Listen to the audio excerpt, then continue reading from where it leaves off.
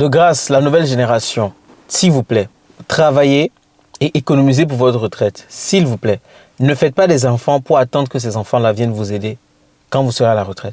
Le but d'avoir des enfants, ce n'est pas que ces enfants-là viennent prendre soin de vous. Tout en sachant très bien que les enfants aussi ont le devoir de quand même prendre soin de leurs parents. Mais financièrement, s'il vous plaît, travaillez. Si vous travaillez, vous économisez pour votre retraite. Et s'il vous plaît, faites ce travail-là, faites cet effort-là de travailler pour votre retraite. Travaillez, n'attendez pas de vos enfants. Aujourd'hui, dans la communauté africaine, la pauvreté dans des familles se transmet de génération en génération. Pas parce que les gens le veulent, mais c'est en fonction des pratiques qui sont courantes dans nos communautés.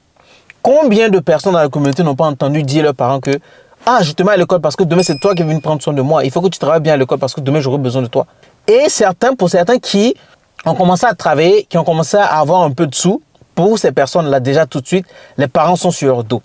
Ces personnes-là ont des familles.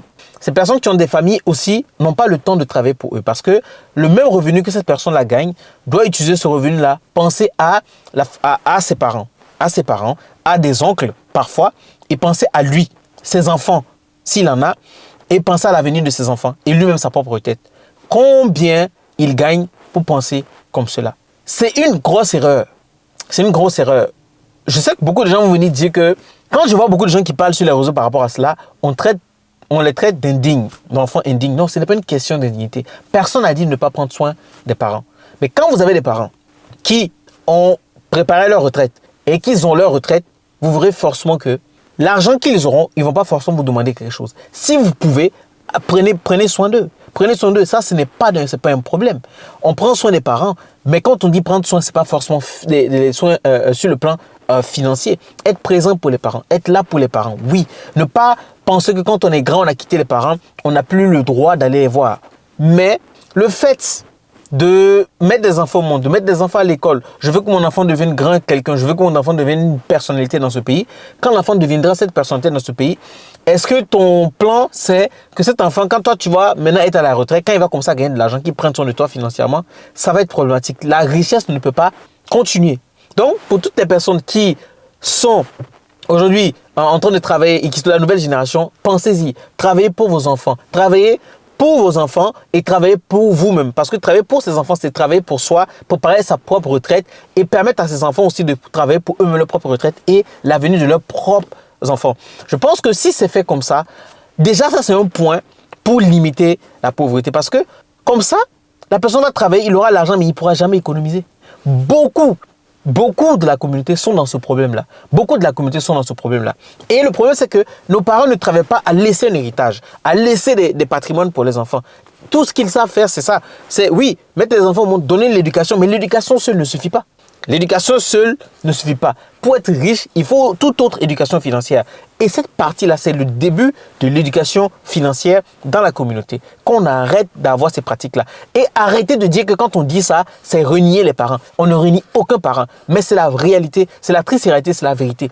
Quand on arrive dans les pays développés comme la France, comme d'autres pays, personne ne pense à leurs parents. Personne, sur le côté financier, au contraire, c'est les parents quand ils décèdent, quand tu entends les gens, mon grand-père m'a légué une somme, une fortune, mon père m'a légué ci, mon père m'a légué ça. Mais chez nous, c'est le contraire.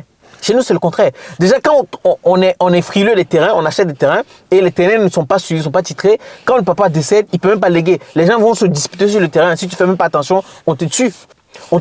Donc, il y a tellement de choses, tellement de sujets sur lesquels j'ai envie de parler. Mais aujourd'hui, ce qui me tient à cœur, c'est vraiment cela. Quand vous voulez que la pauvreté s'arrête, quand vous voulez que certaines pratiques qui ont été faites depuis de génération en génération s'arrêtent, il faudrait qu'à un moment donné, vous décidez d'être le stop de cette pratique-là. C'est très important ce que je suis en train de dire. Être le stop de cette pratique-là. S'il faut aider, il faut aider une fois. Aider à ce que ces gens-là eux-mêmes puissent se prendre en charge après. On crie tous ici que les aides qu'on nous envoie, que les pays occidentaux envoient en Afrique, ce ne sont pas vraiment des aides. Mais depuis quand ces aides l'ont aidé? Depuis quand ces aides ont permis de développer? On est toujours en train de prendre des aides. Les États courent derrière les aides, derrière les dons. Mais ce n'est pas ce qu'il faut faire. Ce qu'il faut faire, c'est qu'il faut une aide qui va permettre de pouvoir créer de l'emploi, de pouvoir créer du patrimoine. Donc aujourd'hui, ça freine beaucoup. Ça freine beaucoup. Même des parents africains qui sont en Occident ont gardé ça. Au lieu de regarder ce que les autres font, parce qu'on n'est pas dans un pays développé parce qu'on veut l'être pour... Non, il faut aussi voir ce qui marche et ce qui ne marche pas.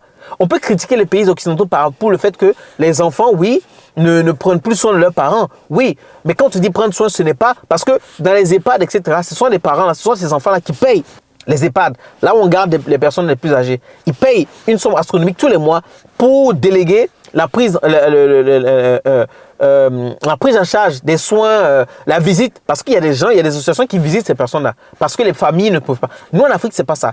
Nous, on a des maisons, on peut visiter. On n'abandonne pas nos parents, on n'abandonne pas nos personnes âgées.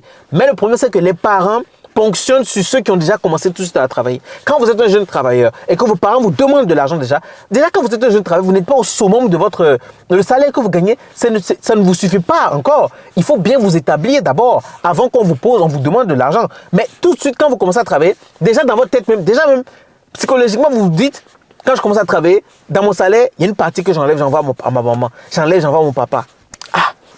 À sorte et puis comptabilise depuis les années quand tu envoies, l'argent que tu envoies, cet argent-là, tu les avais économisé, que tu avais pris faire un projet, un coup, et que tu as mis en contribution ces personnes-là, et que ces personnes-là, derrière, tu les mets et que ça puisse leur procurer de l'argent. Ça, déjà, c'est un patrimoine que tu laisses. C'est une création de valeur que tu fais. Donc, s'il vous plaît, pensez-y, pensez maintenant. Prenez la décision de travailler pour votre retraite et ne pas faire subir ce qu'on vous fait subir à vos enfants. Parce que si vous faites subir ça à vos enfants ne pourront pas déployer leurs ailes. Parce que ça ne permet pas de pouvoir déployer les ailes des gens. Il y a beaucoup de gens que nous savons tous ici qui sont confrontés à cela, mais qui n'ont pas la lucidité de le dire. On va me faire insulter. Ça, c'est sûr. Mais ce n'est pas mon problème, mais c'est la vérité que j'entends dire. Chers parents, arrêtez cette manière de fonctionner. Nous avons constaté cela. Donc, c'est à nous de savoir comment stopper ça. Comment faire de tout ça ce qu'on puisse stopper ça. Parce que si on ne stoppe pas ça, jamais on pourra se développer. Jamais on pourra faire de bonnes choses. Et ça va perpétuer, ça va se continuer au fur et à mesure. Parce que si toi, tu prends soin de tes parents, et que tu n'as pas pu garder de l'argent pour l'avenir de tes enfants déjà, et toi-même ta retraite, quand tes enfants aussi vont, tu vas vouloir leur demander ça parce que tu seras un poids pour tes enfants. Et tes enfants aussi, la chose va continuer. Ça fait un cycle et c'est pas bon. C'était moi. Dites-moi ce que vous pensez en commentaire, j'aimerais bien vous lire. À la prochaine.